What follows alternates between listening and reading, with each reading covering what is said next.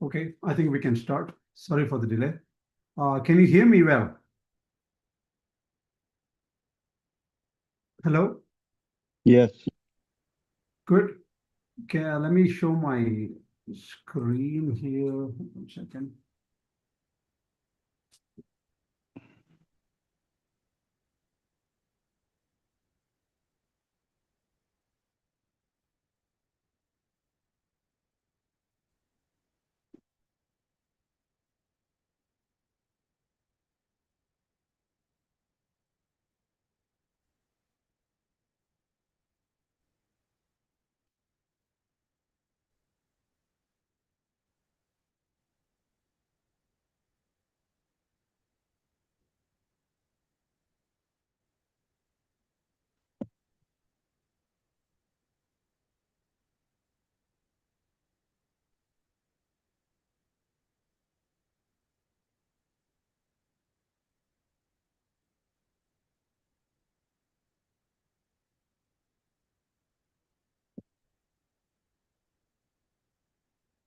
One second, please.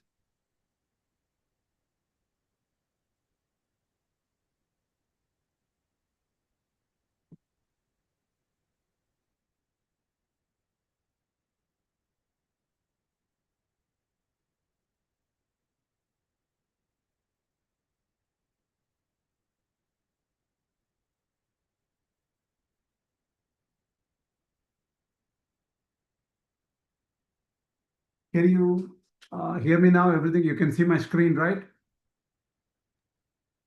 Yes. Yes, we Okay.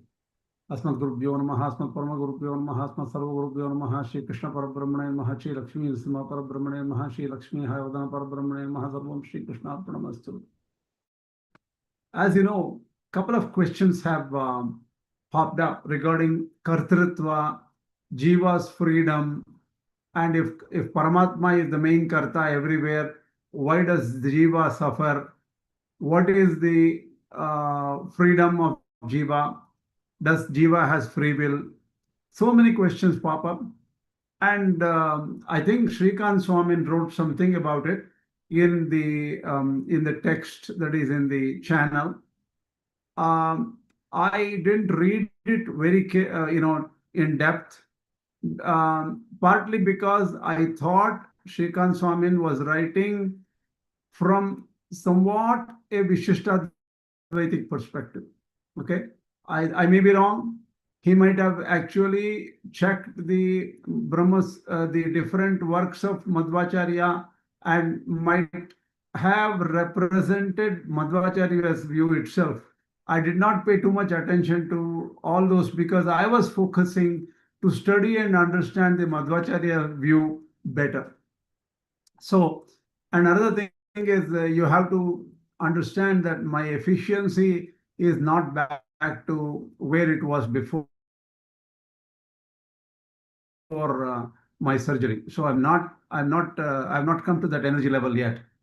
So I'm able to only do a little bit of preparation, not in-depth preparation, and definitely wanted to represent Madhvācārya's views as it is from Madhvācārya's perspective and not from any other perspective. And unfortunately, what I found is whatever references I had in the Bhagavad Gītā, say for example, ahankara vimodatma kartahamiti manyate in the 3rd chapter, right? And in the 13th chapter, it says karya-karana-kartṛtve hetu prakriti-richyate. That kind of verses are there about kartṛtva and bhoktṛtva, jñātṛtva and all those things. And in the 18th chapter, there is a verse, the 5 reasons for all activity, and then things like that, right? So there are some shlokas in the Bhagavad Gītā which give you some information about Madhvācārya's view of all the topics which we are talking about. And these are important topics. Let me first introduce to you what Madhvācārya says in these verses in the Bhagavad Gītā first. Later on, I did something very different, and because I had to do something quickly, and I'll tell you what that is. So in this class also, let us follow this format. Please go and take a paper, pen, or just open a file where you can make notes. You note down any questions you have. Ask the questions after 45 minutes. Because in these 45 minutes, I am almost sure I would have asked the same questions you may have in your mind. And so if I have forgotten to ask any question, you will obviously have a chance to ask me at the end of this lecture. We will have a longer lecture if needed, or a second lecture if needed, because this is an important topic. And this will keep on bothering you and bothering me. And let's try to take a clear stance to understand Madhvācārya's view in this area. Okay, I'll come to that. Give me a second. Now, let's go. So this is the 18th chapter, verse 14 and 15, I think.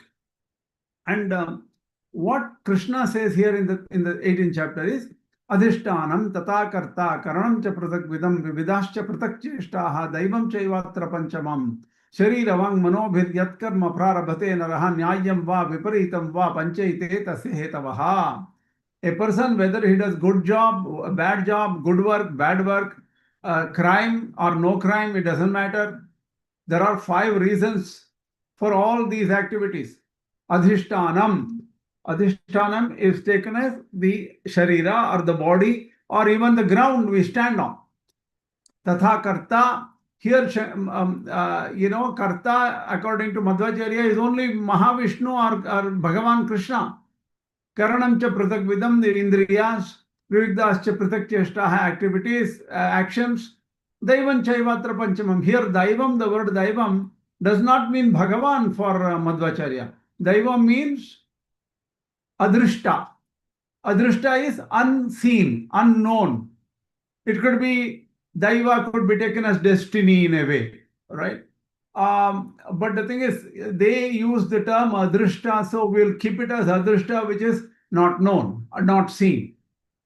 So this is a interesting, different interpretation, right? So let's see. Adhiṣṭhānam dehādihi. So that is the body and so on is adhiṣṭhā. Adhiṣṭhāna. Karta is Viṣṇu. The doer is Viṣṇu. Sahi sarva-karta ityuktam. He is the doer of all activities. Jīvas cha kartṛtve pramāṇamuktam. Jīva is not a karta. Wow, Jīva is not a karta.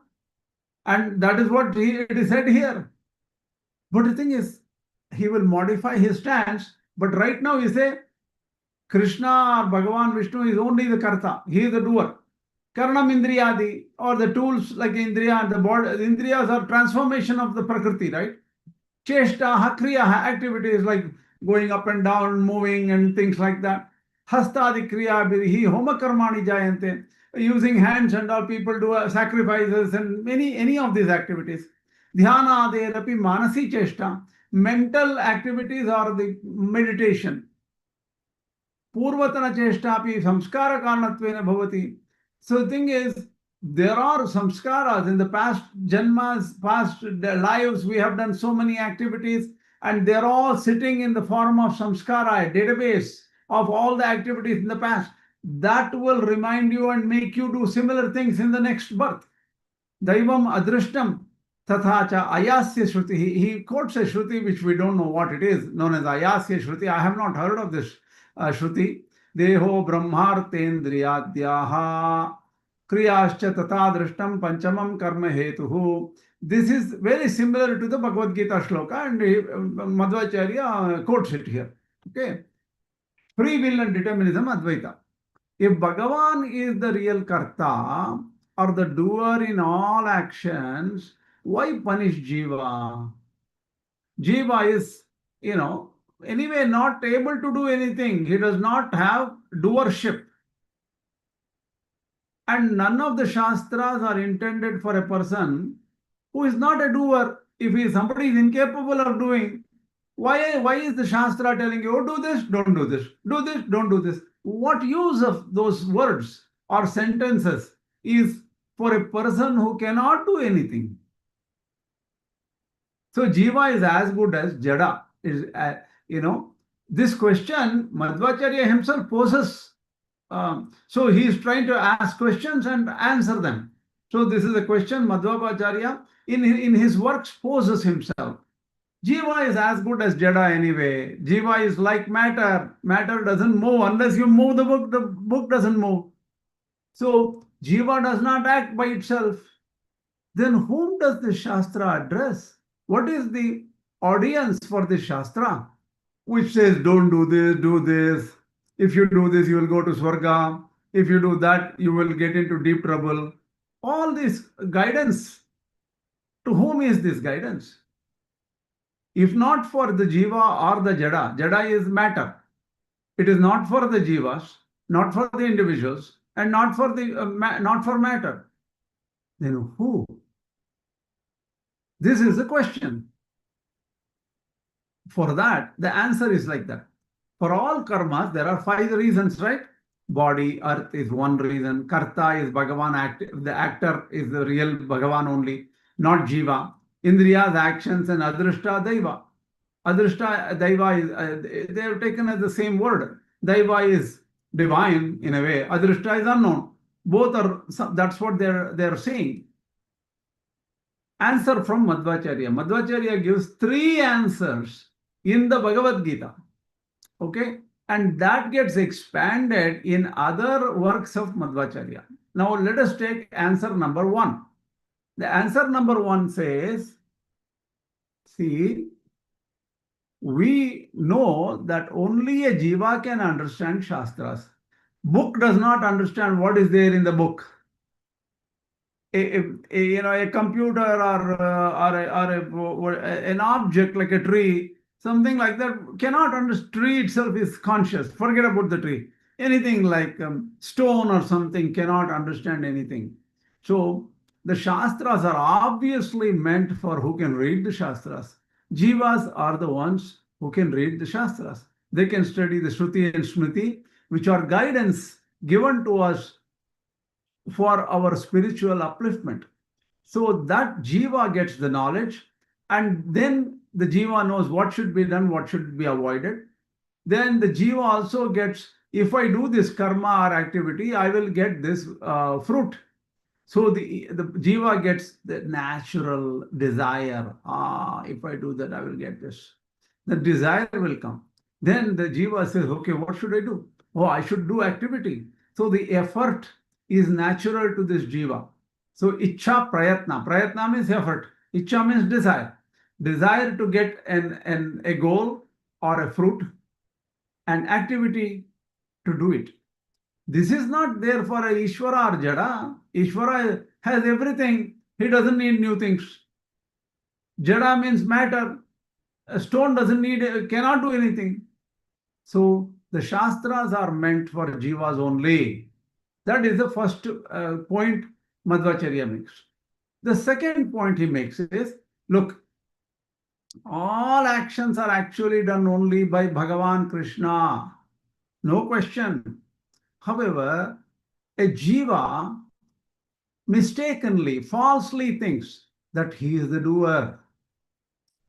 Since Jīva thinks he is the doer, due to the error and mistake, he gets punished with the connection of vidhi-nisheda, that is connection with do's and don'ts given in the Shastra, and an equivalent punishment or a reward. So, because Jīva makes the error, makes the mistake of falsely thinking he is the doer, even this false assignment of doership, false feeling of doership is there for the gods like Indra and others. So even Indra had a slight feeling that he was the one who killed Vritrasura, the great demon, because of the slight feeling that he was the doer. He accumulated some papa or sin. Hence, in this way, the delusion is what one makes Jīva becomes the subject of Śāstras vidhi-niṣeḍa because of the error done by this Jīva, that he is the doer. Instead of ascribing all activity and doership to Kṛṣṇa, the Lord, Jīva thinks that he is the doer. Hence, Jīva gets connected with the Śāstras, which has do's and don'ts and punishment and reward for such activities. So this is answer number 2 given by Madhvācārya. Now, the next answer is, Śāstras do not deny all kartṛtva or kriya shakti in Jīva. Śāstras never say Jīva is not a karta, but he is only a dependent karta, dependent actor. He is not independent actor. Only Kṛṣṇa is independent actor. So Jīva has dependent activity, the capability to act dependent on Ishvara. If so, what is the difference between Jada and Jīva? If Jīva is dependent on Hari, Jada is also, matter is also dependent on Hari. Don't you think they are equal, Jīva and Jada? No. Matter acts only when somebody else or something else pushes it to act. A stone does not act by its own. A stone does not have desire to act. A stone does not have a goal to initiate the actions. While a Jīva, an individual self, has a natural capability to desire and act.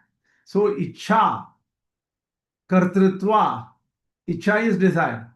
Kartṛtva is capability to act, and he is the actor, agency. They are natural to Jīva. When Ishvara desires, due to the natural capability inherent in Jīva, so Jīva's capability doesn't automatically make the Jīva act. When Ishvara desires, the Jīva uses the Jīva's capability to act and starts engaging in action.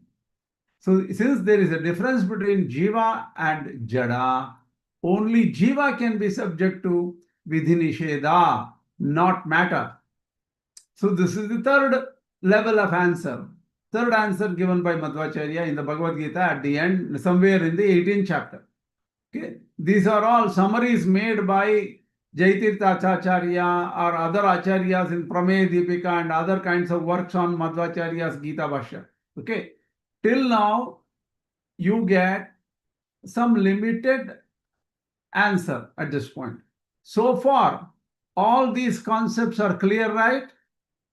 Any questions on these 3 answers given by Madhvācārya?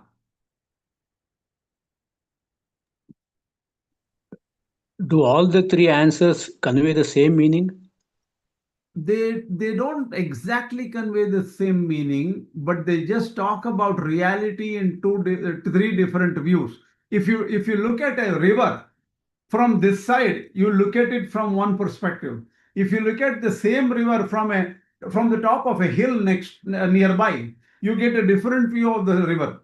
Like that, this is the same subject. The topic is same. The nature of this kartṛtva is complex. So Madhvācārya gives 3 different views of the same kartṛtva, freedom and things like that.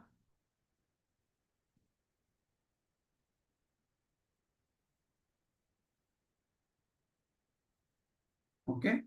Now, let's go further and say, what I did was, I went to aistudio.google.com. You can go to ChatGPT or any kind of AI. Why would I want to use ChatGPT when you know that ChatGPT can make mistakes? AI Studio can make mistakes. These AI tools are not accurate. Why would I want to even question an AI tool? This comes up, right? But if you think about it, it is very hard to pick up Madhvācārya's views. I didn't have much time today, 3 hours, 2 hours, whatever I tried to work on this. I didn't have energy to study more either.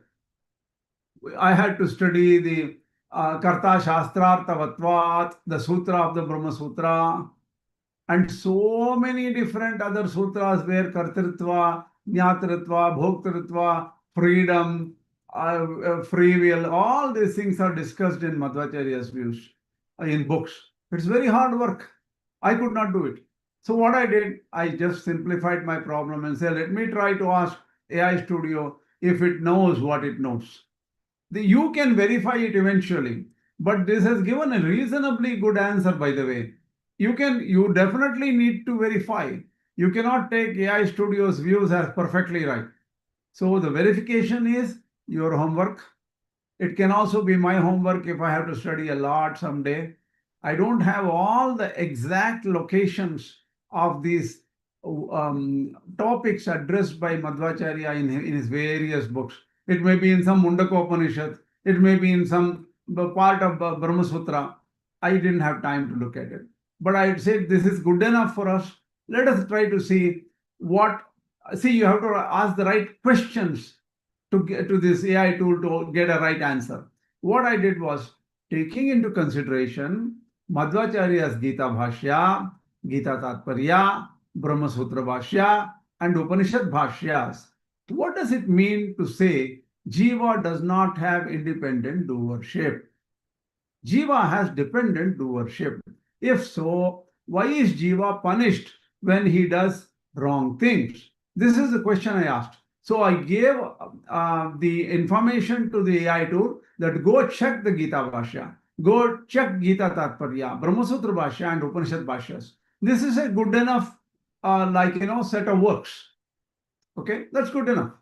We have covered all the Vedanta fundamental texts. Okay, there are a lot of other texts like Tantra-sara or something else and something else. I can include and say, consider all the Madhvācārya's works and all the Jaitītacharya's works. You can ask different questions. I just felt like asking this question. So Lord, what did I get? He says, here is the breakdown. What does it mean? What does it mean Jīva has Paratantra-kartṛtva, that is dependent doership, and not independent doership, Swatantra-kartṛtva, and why it's still held accountable? It breaks it down, right? It says, no independent doership or Swatantra-kartṛtva for Jīva, right? God Viṣṇu as the only independent agent. Madhvācārya system posits Lord Viṣṇu as the only true independent Swatantra entity. All other entities like Jīvas, Prakriti, Kala, Karma, they are entirely dependent on him for their existence, knowledge, and activity, sattva, pramiti, pravritti. Okay. In the Ramanujacharya's works, Swadhīna-trividha-cetana, Svarūpa-sthiti, pravritti. He uses Svarūpa-sthiti, pravritti. Madhvācārya using sattva, pramiti, pravritti. So, source of power and sanction. That is, the Jīva does not possess the inherent power to initiate any action on its own. The capacity to act, the instruments of action like body, senses, mind, and even the initial impulse or sanction, anumati, for any action come from God.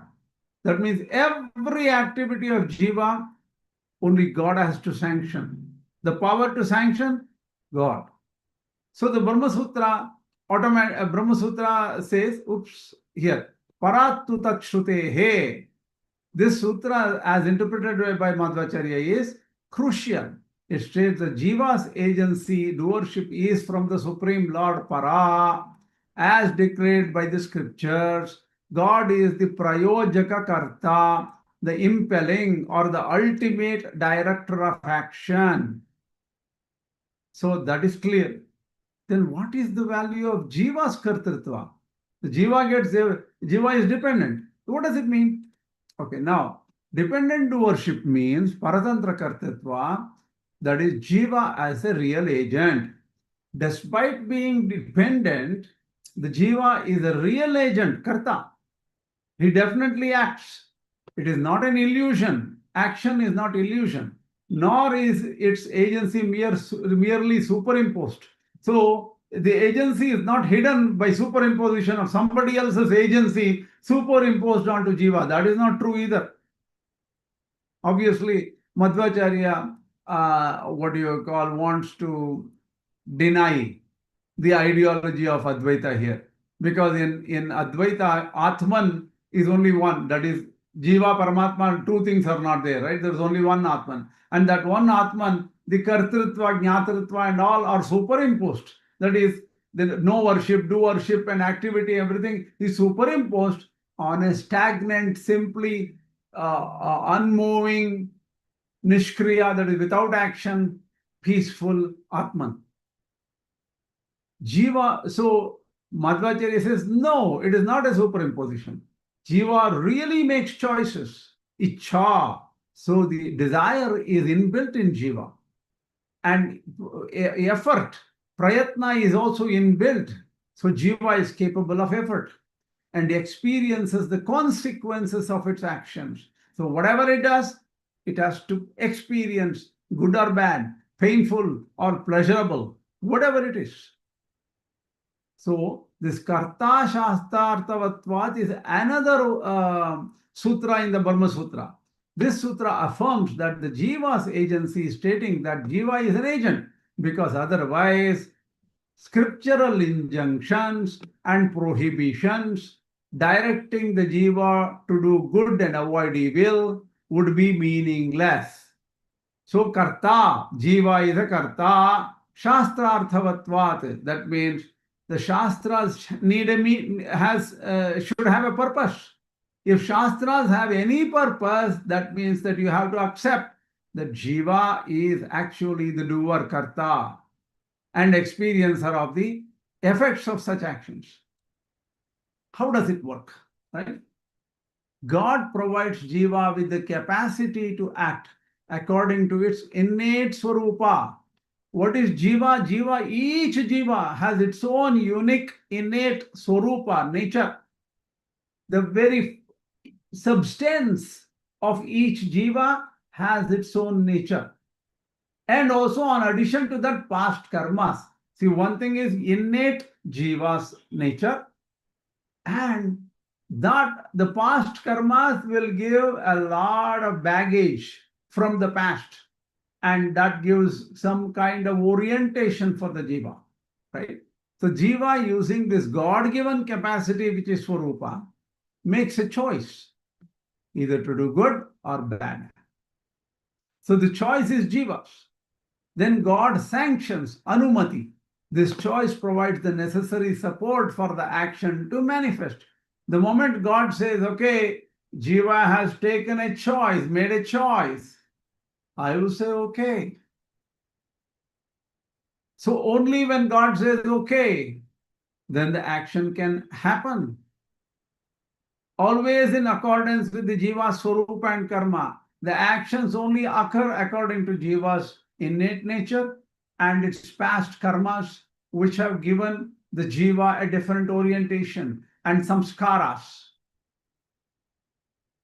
Samskara is the storage of karmas of the past, which gives a personality for the Jiva.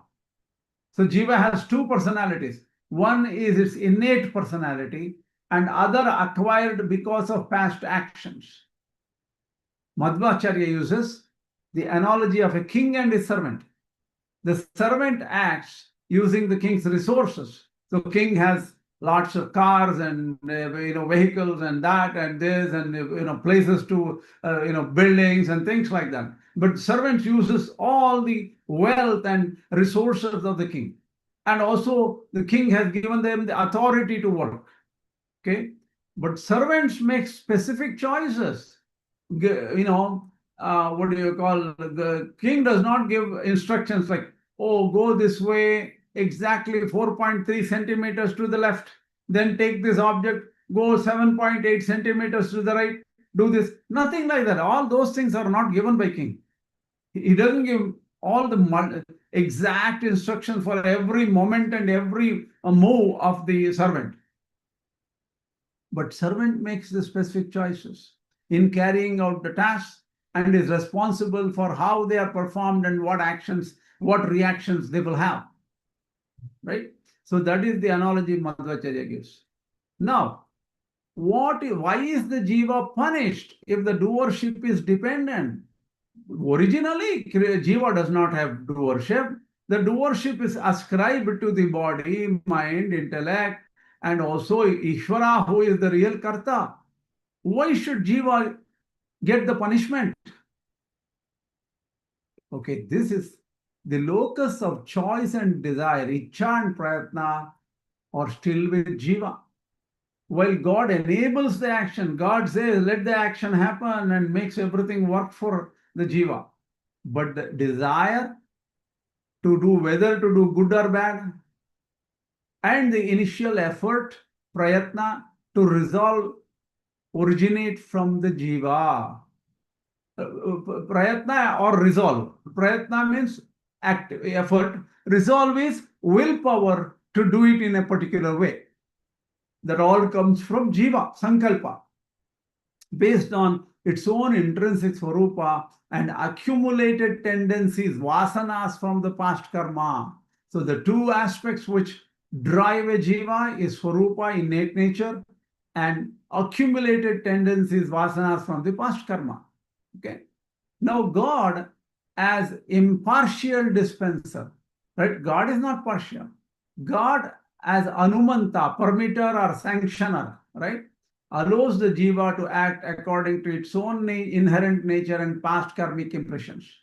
He does not force a good Jīva, sāttvika Jīva to do evil. Nor does he force an evil Jīva, that is tāmasika Jīva, to do good against their fundamental nature. He doesn't force a tāmasika Jīva to do good things. Nor does he force a good sāttvika Jīva to do evil things. He is an impartial dispenser of fruits. You do this, you get this fruit. You do something else, you get a different fruit. That's how God acts. Now, what is this Svarūpa and karma? The Jīva's actions are a reflection of its own unique, eternal Svarūpa, intrinsic nature, which is eternal. This nature is from minus infinity to plus infinity time. And its karmic baggage is also pretty much eternal. A Jīva inclined towards evil, asura swabhava or tamasika swabhava, if the Jīva has the internal nature like that, will naturally choose evil actions, if not restrained by good influences or fear of consequences. So God permits this expression of their nature. So the Jīva can express itself based on its own intrinsic nature. And such a expression can be restrained by good influences or fear of consequences. Now, responsibility for the inclination. That means Jīva is responsible for its own inclinations and choices that stem from them. Punishment is not for being able to act, which is God-given, but for choosing to act wrongly based on its own evil desires and tendencies. So the thing is, the choice is the one which makes the Jīva either experience rewards or suffering. God's role in punishment is that of a just judge who ensures that the Jīva reaps the consequences, suffering of its own evil choices and actions. This is also part of his divine plan for upholding dharma. So there is no problem with it. Analogy of rain, right? Rain falls equally on different seeds. A thorn seed will produce thorny bush, and a mango seed will produce sweet mango tree. The rain, God's enabling power, is common, but the outcome is determined by the nature of the seed, Jīva's Svarūpa and vāsanās. The thorn seed is responsible for being thorn seed and producing thorns. So in essence, what is Madhvācārya saying? Madhvācārya is saying what he is saying is, Jīva is punished because of the initiative for a specific evil action, the evil desire or durichha, and the resolve or the efforts to implement it. And they all stem from Jīva's own flawed nature and accumulated negative karma. God as the supreme independent agent provides the general capacity to act and sanctions the specific action, allowing the Jiva's nature to manifest. It does not implant the evil desire itself into a Jiva against its Svarūpa. Therefore, the Jiva bears moral responsibility for its choices and subsequent actions, even though it cannot act without God's ultimate empowerment and sanction. So, moral responsibility of choice still is with the Jiva, and hence punishments belongs to Jiva. So this framework maintains God's supreme independent lordship and Jiva's real, though dependent, agency and moral accountability. So there is no problem, right? Okay, now. Then I asked another question. Does Jiva has any freedom at all in Dvaita system of thought? The answer is yes, Jiva does have freedom or free will in Madhvācārya's Dvaita system of thought, but it's crucial to understand this freedom within the context of its dependent nature. So it is Paratantra, dependent on God. It's not an absolute independent freedom like the God's freedom, but a relative and conditioned freedom. Here's how freedom is understood for the Jiva in Dvaita. Freedom of choice, ichha-svatantriya, is relative. What does it mean? The Jiva has freedom to choose its course of action from the options available to it based on its own desires, that is, desires and inclinations, vāsanās of the karmas. Vāsanās are that which stick to a person through the experiences. All experiences gets deposited into our body-mind intellect infrastructure of the body and mind, and that will stay and influence the Jiva to do good or bad. This choice is real exercise of Jiva's volition. So Jiva is free. So Jiva chooses this or that. It is not predetermined in a fatalistic sense where Jiva is a mere puppet. Jiva is not a puppet. Jiva can choose. Example given is, a Jiva can choose to lie or tell the truth. This choice originates from the Jiva. So freedom of effort, prayatna svatantriya. Jiva has the freedom to put forth effort, prayatna, towards its own chosen goal. This effort is a manifestation of its will. And will is relatively free, not absolutely. So conditioned by Svarūpa or innate nature. What is this innate nature? The freedom of choice and effort is always conditioned and delimited by Jiva's unique, eternal and intrinsic nature or Svarūpa. So Jivas are classified into three categories. Sāttvika, good. That means intrinsically inclined towards good, knowledge, devotion, and eventually to attain moksha.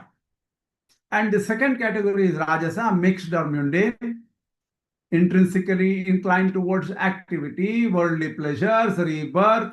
They are known as the nitya-saṃsārīs. They eternally transmigrate into the cycle of births and deaths and go into the different lands and lokas and things like that, and keep on engaging in the same cycle of births and deaths without getting out of it. That is known as nitya-saṃsārīs. And the tāmasa, or evil Jīvas, are intrinsically inclined towards evil, ignorance, and eternal damnation, like nitya-naraka, or a state of perpetual darkness and suffering. So the Jīvas are classified into three according to their Svarūpa. Okay? So a Jiva cannot choose to act fundamentally against its Svarūpa. So a tāmasa Jiva, by its very nature, will not genuinely desire or consistently choose the path to moksha in the way a sāttvika Jiva does. So their freedom operates within the confines of their inherent disposition. So a tamasika Jiva can have an option to either kill someone, or to hurt someone, or to behead someone, or to burn someone, or to cause some suffering to somebody. So the tamasika soul has a lot of choices, but they're all bad choices. So by karma, past actions create tendencies or vāsanās and shape the circumstances and opportunities available to the Jīva. People who do good things will get good vāsanās. People who do bad things will get bad vāsanās. These also influence the choices and the range of freedom a Jīva has. So all of them are dependent on God anyway. Anumati. Just a second, please. Hello? Hello? Hello? Oh, I'm in a class. Enna solunga?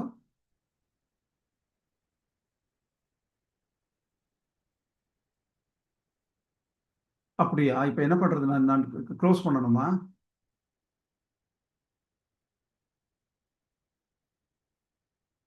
Okay, why don't I do one thing? I'll stop this class in a minute or two. Okay? Thank you.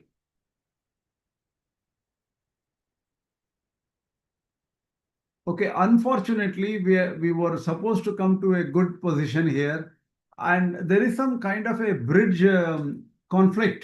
And Alvar Swami has to start his class, and my class is conflicting with his class. I don't know why. I have to stop this class because of some problems.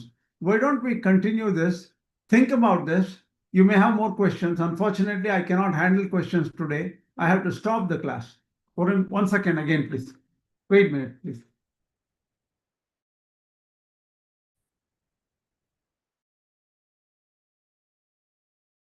Perfect. Oh, we can continue our class. Don't worry. Alvar Swami has cancelled his class, so I can continue. No problem. Are you there still?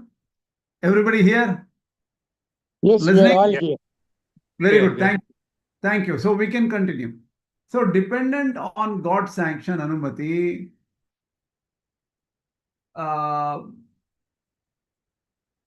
no choice of Jīva can work without the sanction. Jīva can choose to fly to Mars. Kṛṣṇa has to sanction it. Right? So even to initiate any action, Jīva is restricted.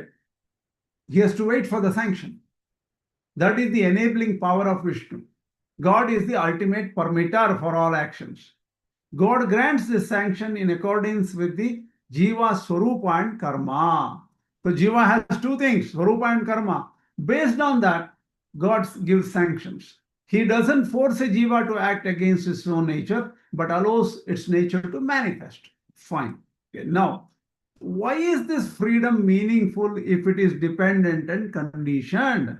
What is the value of freedom when it is dependent and conditioned? Conditioned because of Svarūpa and karmas, past karmas, and dependent because Paramatma is the only independent person and Jīva is not independent. So here Madhvācārya answers in these ways.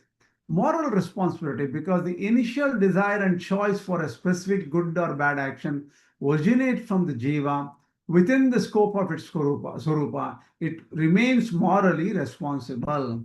So freedom has value because one has moral responsibility. The scriptures, injunctions, and prohibitions are addressed to this choosing agent. So a person who has choice is given this, do good or bad. So there is no problem. Experience of agency. Jīva genuinely experiences itself as a chooser and a doer. Jīva knows, I am doing this, I will do this. Jīva knows. Even if that agency is ultimately derived from God, from within, God may give that agency, but Jīva feels it as he is the agent. Purpose of sadhana. Spiritual practice for sāttvika Jīvas, spiritual practices, sadhana, are meaningful because they help to purify the mind, strengthen good tendencies, and enable to them to make choices that align with their inherent nature to slowly go towards God. This is an exercise of their conditioned freedom. So there is a condition, set of conditions, but the sāttvika Jīvas can slowly choose the right spiritual practices and strength, purify their minds, and slowly go towards realization of God. God's role as an impartial director, God is not capricious tyrant. he directs the Jīvas according to their own inherent natures, and he facilitates the unfolding of what is already intrinsic to them. Okay, fine. Analogy. This analogy is a modern analogy. I don't think this was given by Madhvācārya, I don't know, but this Google has given a analogy. Imagine a person wanting to drive a car. The car, the fuel, the road, and the license to drive, they're all given by a higher authority, government, but here it is God who gives Jīva all this, right? The destination the person chooses and specific maneuvers they make, choice and effort come from the driver. That is the Jīva. This car let us say car is our body, Ratha, right? So, however, the driver can only choose destinations reachable by the roads available. So, on that day, whatever roads are not closed, whatever roads don't have snow or rain or too many problems, those are the roads one can choose and they can drive, right? So, these are the conditions by Svarūpa and Karma for the Jīva.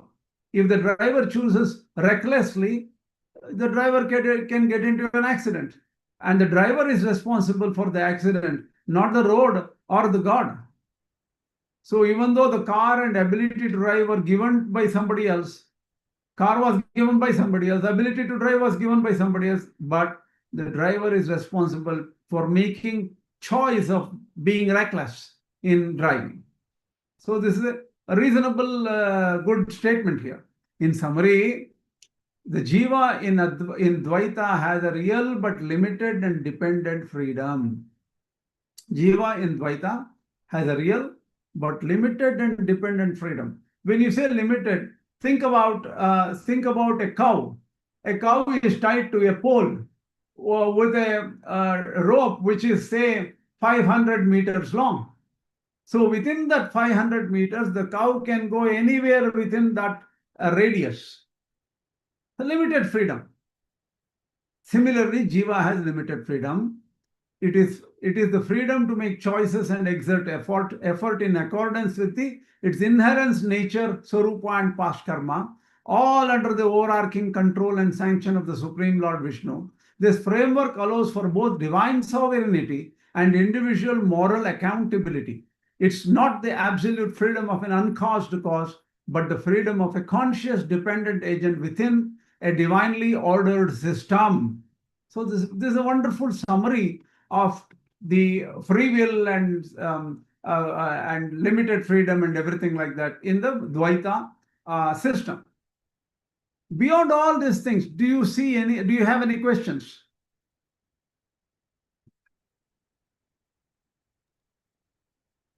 Apart from Taratamya that is mentioned in this explanation, I don't see actually any difference between Viṣiṣṭadvaita and Dvaita view. Yes, that is true. Whatever you say it is right. Okay, let me tell you there is a small issue here. Okay, what I did, I asked one other question. One issue comes up. In Dvaita, a Jīva is fundamentally either tamasika, rājasika, or sāttvika. Or sāttvika means they are muktī-yogya guy, and nitya-saṃsārī is the rājasika, or tamo-yogya is fundamentally tamasika. That's what they say, right? There are three categories. If a Jīva is already put into these categories without the permission of the Jīva, Jīva does not have a freedom to choose, I will go to the sāttvika category, I will go to tamasika category. Jīva does not have any freedom. Jīva is eternal, beginningless. A tamasika Jīva today was also a tamasika Jīva in the last yuga and last 1,000 yugas and things like that. So this very category will force Jīva into making decisions that lead to a good or bad result, right? Don't you think there is some fundamental predetermined damnation to the tamo-yogyas?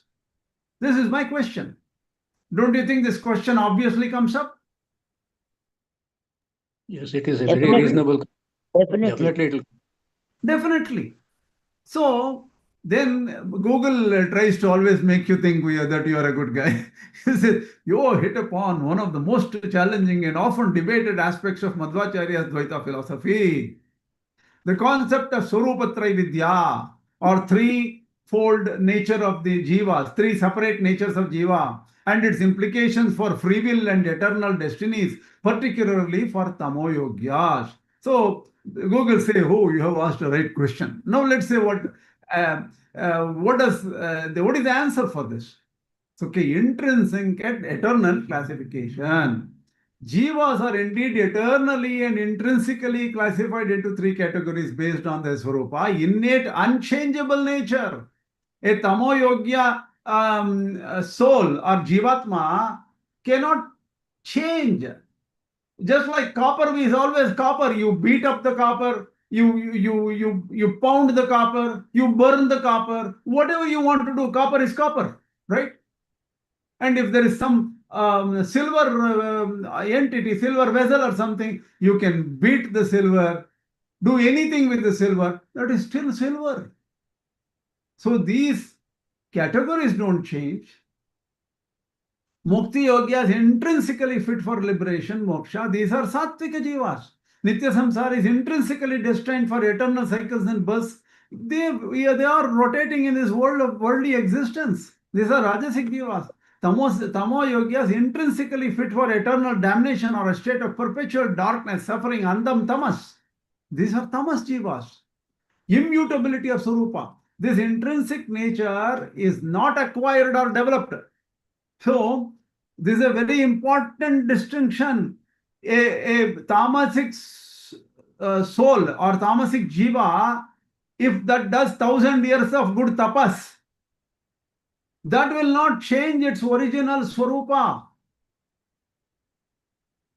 Tamo-yogya cannot change through any effort or grace. Even Kṛṣṇa's mercy and grace cannot change the nature of a tamo-yogya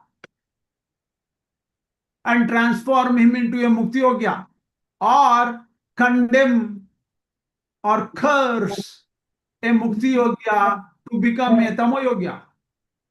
Even God does not have that freedom or power. Svarūpa dictates choices and destiny.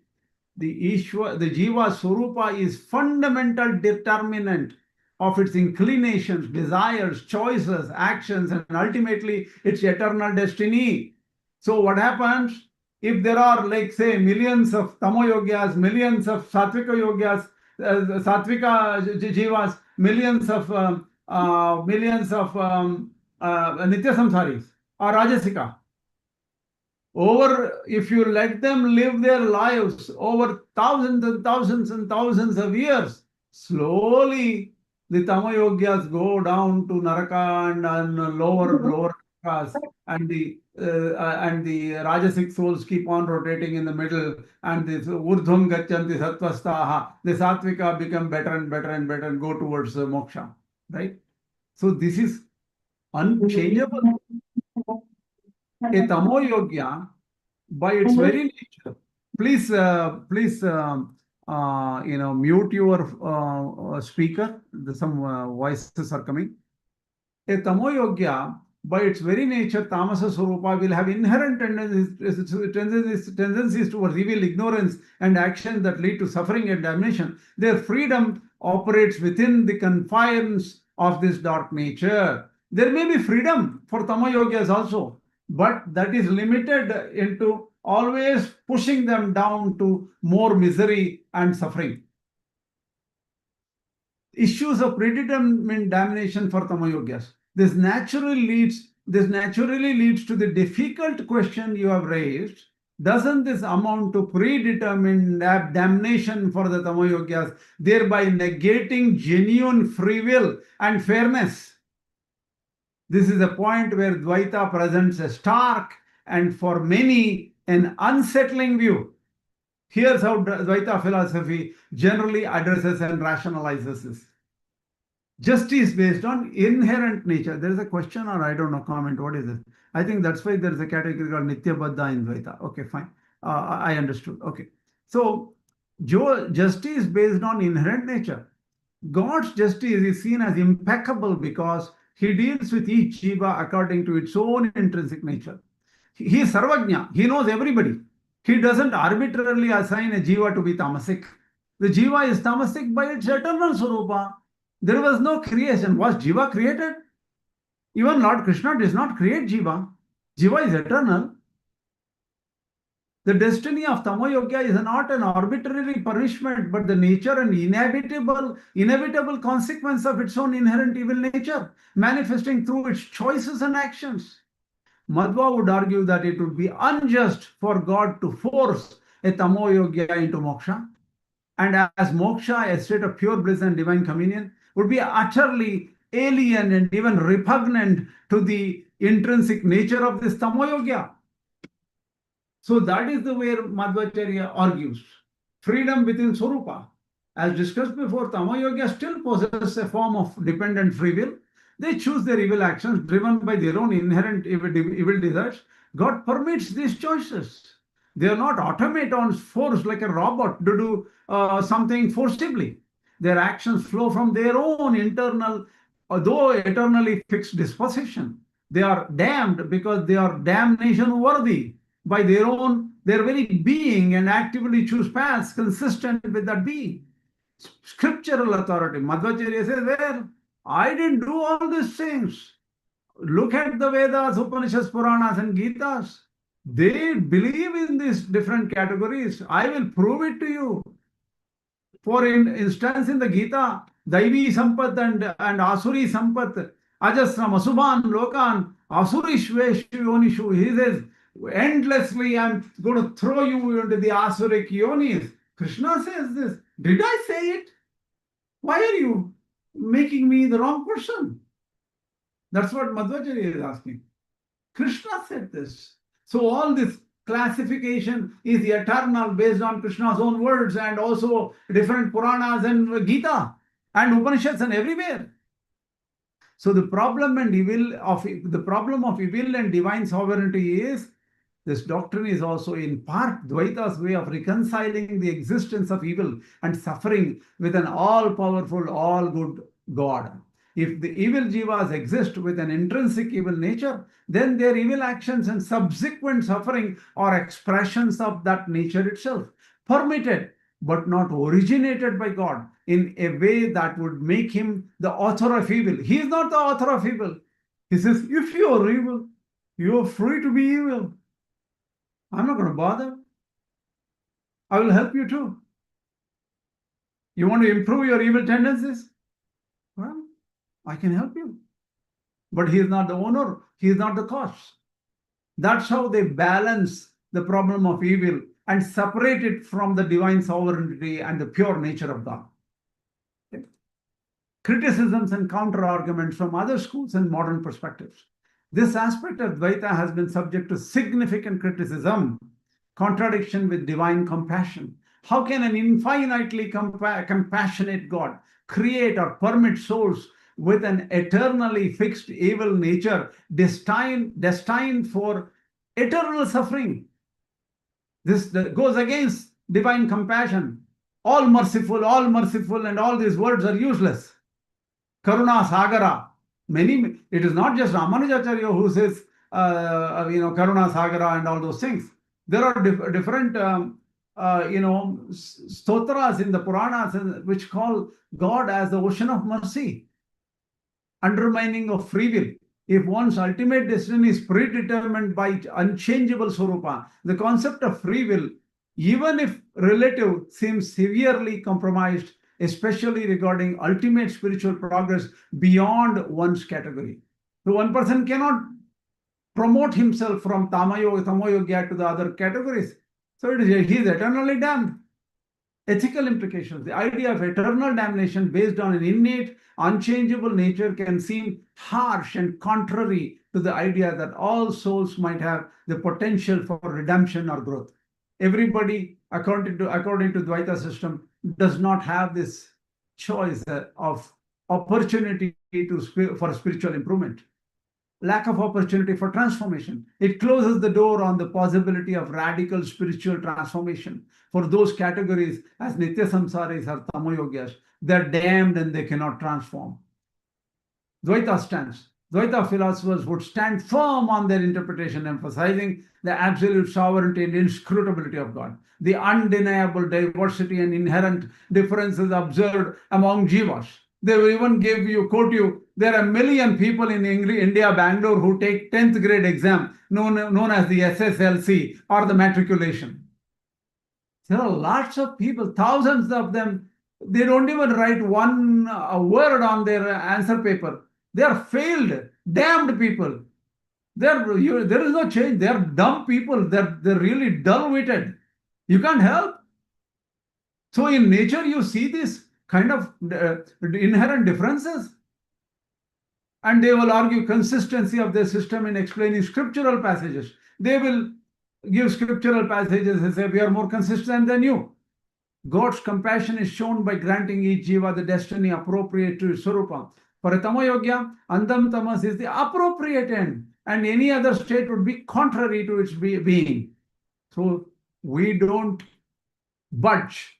We don't negotiate. We believe what is said in the Śāstras and what we have understood is right. That is the stance of Dvaita. Conclusion. Yes, within the Dvaita framework, there is an element of predetermined destiny tied to the eternal and immutable Svarūpa of Jīva.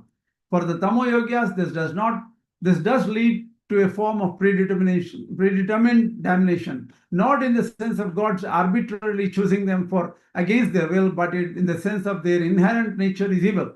And this nature will inevitably lead them to choose actions that result in eternal suffering, with God justly sanctioning this outcome. This is a doctrine that starkly differentiates Dvaita from the other schools of Vedanta, like the Advaita, which posits eventual liberation for all through jnana or knowledge, or Viṣṇu-Dvaita, which, while acknowledging differences, generally holds out hope for all souls who seek refuge, or who surrender, or who have bhakti, or who have some guidance from the acharyas. It remains one of the most challenging aspects of Madhva's philosophy for many to reconcile with contemporary ethical and theological sensibilities. This is the end. Stop here. If you have any questions, please ask me. Sorry for a protracted, a long lecture. I didn't plan on this. Again, the problem is not mine. The problem is with Adi and Suresh Iyengar and several other people who asked some questions last time. And that even prohibited me from going further in the Madhvācārya, taking up next few verses. But you have explained it very well and sufficient, with convincing answers. It seems to be agreeable. Yeah, see, the most of it I got through AI Studio. Hopefully, whatever AI is saying, it's very convincing. AI is extremely sharp right now. It's becoming better and better day by day. Here and there may be small mistakes, but we have to watch out. But we cannot go against the fact or reality. If the reality is like this, we have to accept it.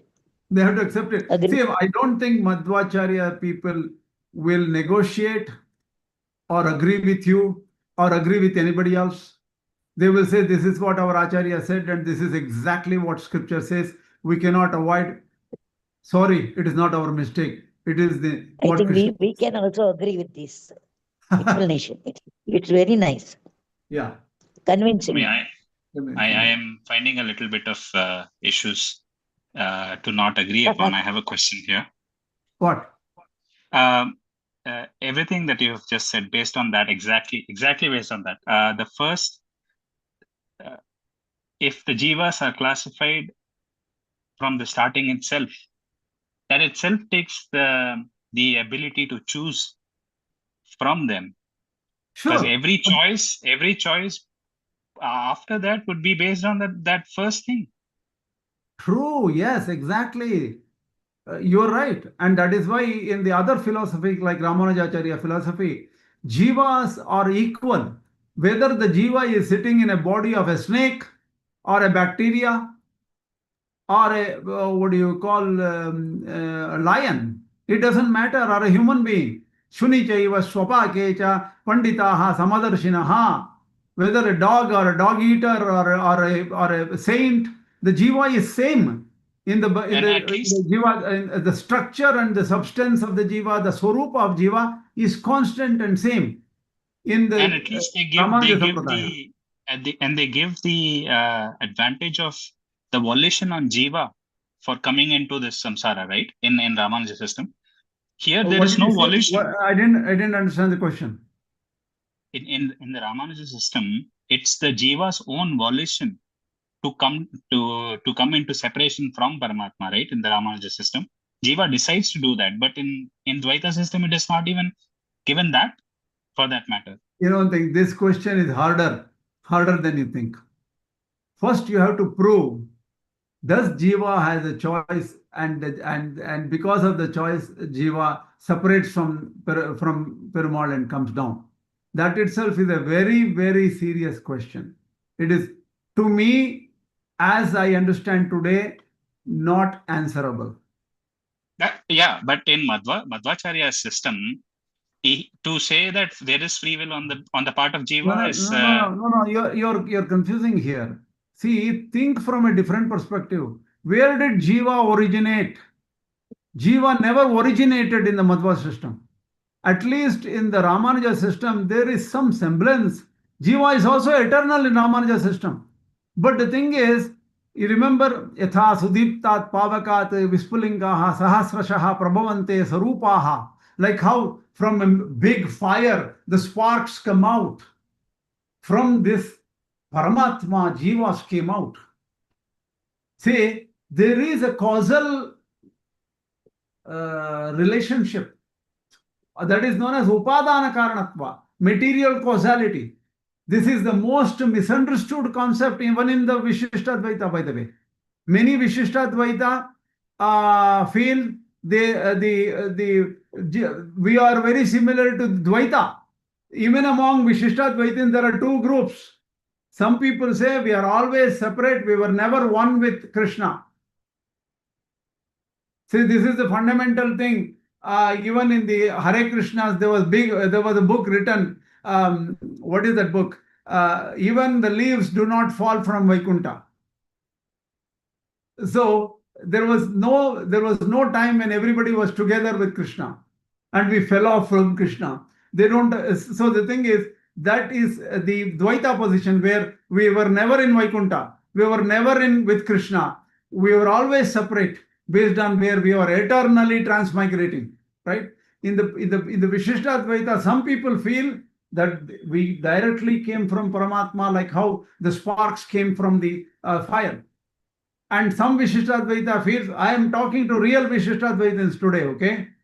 Even the experts feel we were never with God. We were always transmigrating. Anadikala, Maya, Anadikala, Pravritta, whatever the verses from the Gadya and all, right? They quote it. Jiva was eternally bound. This question of, was Jiva eternally bound? Was Jiva, with God, one with God, and then came out? This is a very complex question. And we will take this up later. I don't want to take this. This is a very long answer for very difficult. I want to express my feeling. One second, Chamka Mami, and Wayne has raised his hand for a long time now. Let's give Wayne a chance and come back to you. Okay, sorry. Wayne ji, what is your question? Well, I saw the part where Madhvācārya claimed that all this was supported in the Śāstras, these classifications, but I'd like to see the scripture that he's referring to where he developed this classification system, and I didn't see specific. Okay. I know that you can't do that here, but I mean, it's just something I would. I'll give you a hint. Go to chapter 16. Go to chapter 16. Okay. And search for this verse. I think the verse number is. I'll give you the verse number. Okay. I'll give you the verse number in a second. Ajastram. Okay. Devi, one second. One second. Tanaham, that is 19, Shloka 19. Tanaham 16. Kruran Samsareshu Naradhaman Khipami Ajastram Ashuban Asurishveva Yonishu. That is next verse also. Asrim Yonimapanna Muda Janmani Janmani Mam Aprapya Ivagavanteya Tato Yanti Adhamam Gatim. So the thing is, these two verses, you go check the Madhvācārya on it, and he might have given other references also. Okay. Okay, that's great. I have them up here. I see what you're talking about. That's great. 16 or 19 and 20, it seemed to be kind of together in Mukkundananda's version. So, did you say? Check it out. It would be nice to check out his views. So check it out. So it's verse 19 and 20? I think so. Okay, it looks like he's got them together as one. So Doesn't that's matter. helpful. Thank you so much. That's exactly what I was looking for. Okay. Okay. Now, Champaka Mami, what is your question? That is, no, it's not a question. What I felt during the lecture was, if suppose if there are some bitter truths, facts, merely because I don't like it, we cannot argue. I want to tell like that. If there are truth which we do not know, just because we don't like it, as categorizing eternally tamas, eternally rajas, like that, we don't know.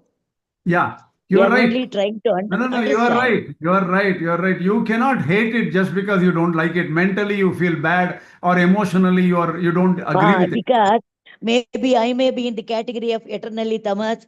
If you are thinking like that, if you start, why should you judge me like that? Should not like that. No, Just we have to understand the Śāstras as he- interpreted by Madhvācārya, exactly. Shankaracharya, and To support your statement, even Lord Kṛṣṇa says, Tasmat Shastram Pramanam Te Karya Karya Vyavastitau. If you come to a point as, is this right or wrong? What should I do? This or that? You need to refer to the Śāstras. So what Madhvācārya is saying is, unfortunately, Śāstras supports my view. And we have to look at how he justifies this three categories of Jīvas, right? I think instead of asking, having such confusing questions or doubts, if we try to improve ourselves, Śāstras, everything is refers to only human being. So they are telling something, Madhvācārya, they are telling something, Ramanuja, all these three Vedantas, they are telling something. So what I can do is, let me improve myself. I don't know whether I'm tamas category or rajas category. No, Chamka Mami, that is not the issue here. Suppose I say, let me improve, right? I will say, oh, I will work hard, I will improve. But you know one thing, somebody may say, Madhvācārya himself may come, Kṛṣṇa, why are you working so hard? You are a tamo-yogya. Whatever you do, you will go to hell. Do whatever you want. Why are you trying to come to moksha? You will never reach moksha. If somebody says that, what will you do? If somebody says like that, we have to take courage, and then I don't think we should agree with that. Courage is that is where some people are very afraid by this tamo-yogya category. By the way, not everybody is a very brave person. While listening to it, I was also very much afraid. But if suppose I am in the category, I don't bother if I am there in the tamas category. Okay, that is fine. Yeah. I will try.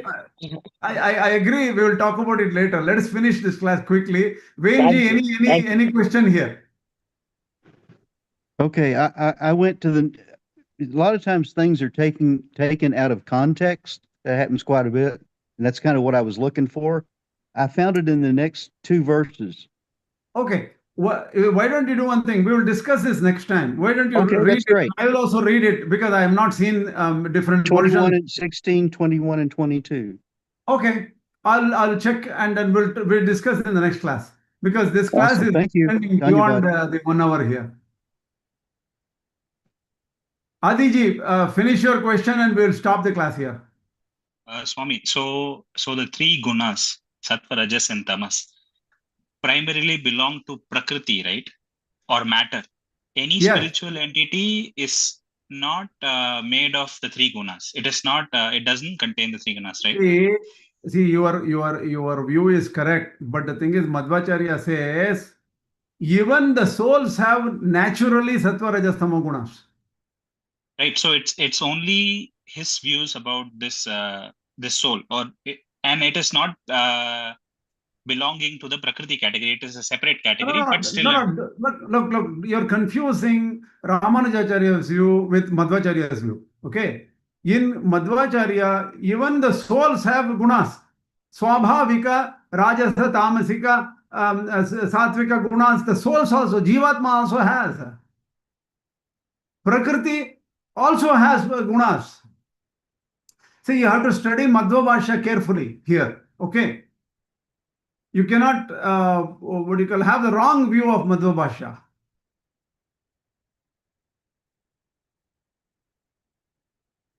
All right. Yeah, I think I was asking a different question, but that's fine. I'll probably reach out to you later. Why don't we do one thing? Because of time, today I don't have time to discuss more. I have a lot of work to do tonight. So, and I'm also very tired. Let us continue next weekend, but next weekend we will do Ishavasya Upanishad based on Sampatangar, and that will be the introduction to the Kenopanishad view, his own Kenopanishad view. That's what we will do. Okay. Sorry for cutting short some things here. Okay. Hope this class was of some use, even though probably you knew everything about what this concept is. It is more like a refresher, right? It's more like a refresher. You probably knew everything about all these things. We have covered this information in many classes. Even in the summary of Madhva-bhashya, we have covered this. Okay. Yeah. Asmat Gurubhyo Namaha, Atmat Parama Gurubhyo Namaha, Atmat Sarva Gurubhyo Namaha, Shri Kṛṣṇa Parabrahmane Namaha, Shri Lakshmi Narasimha Parabrahmane Namaha, Shri Lakshmi Hayavadana Parabrahmane Namaha, Sarvam Shri Kṛṣṇa Arpanamastu.